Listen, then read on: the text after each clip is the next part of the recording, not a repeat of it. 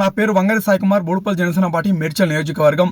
ఈరోజు మనం చూసుకున్నట్టయితే నిర్మల్ జిల్లాలో మొక్కజొన్న పంట ఏదైతే ఉందో ఆ పంట 12 ఎకరాల పంట ఈరోజు కరెంట్ షాక్తో కాలిపోయి బూడిదవ్వడం చాలా బాధాకరం మిత్రులారా. అక్కడ ఉన్నటువంటి రైతులు నా పంట కాలిపోయిందని చెప్పేసి ఏడుస్తుంటే చాలా బాధ అనిపిస్తుంది మిత్రులారా. చేతికెదిగిన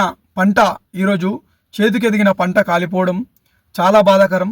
ఆ పంట మొత్తం బూడిద కావడం జరిగింది. చాలా బాధ అనిపిస్తుంది అని చూస్తుంటే.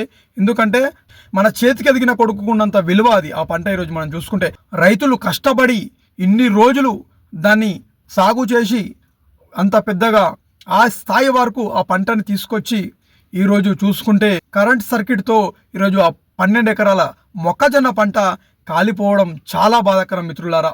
అక్కడ ఉన్నటువంటి రైతులు నా పంట కాలిపోయింది, నా పంట బూడిద అయిపోతుంది అని చెప్పి అక్కడ ఉన్నటువంటి రైతులు ఏడుస్తుంటే చాలా బాధ అనిపిస్తుంది మిత్రులారా.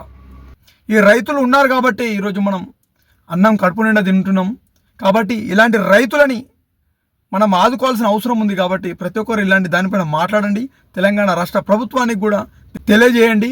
నేను ఒకటే అడుగుతున్నాను, తెలంగాణ రాష్ట్ర ప్రభుత్వాన్ని జనసేన పార్టీ తరఫున నేను డిమాండ్ చేస్తున్నాను. ఈరోజు నిర్మల్ జిల్లాలో ఉన్నటువంటి రైతులు ఎవరైతే ఉన్నారో, మొక్కజొన్నకి సంబంధించినటువంటి ఆ రైతులు ఎవరైతే ఉన్నారో ఆ రైతులకి తెలంగాణ రాష్ట్ర ప్రభుత్వం వాళ్ళని ఆదుకోవాలని చెప్పి కూడా, వాళ్ళకి నష్టపరిహారం కట్టించాలని చెప్పి కూడా తెలంగాణ రాష్ట్ర ప్రభుత్వాన్ని జనసేన పార్టీ తరఫున నేను కోరుకుంటున్నాను. జై హింద్.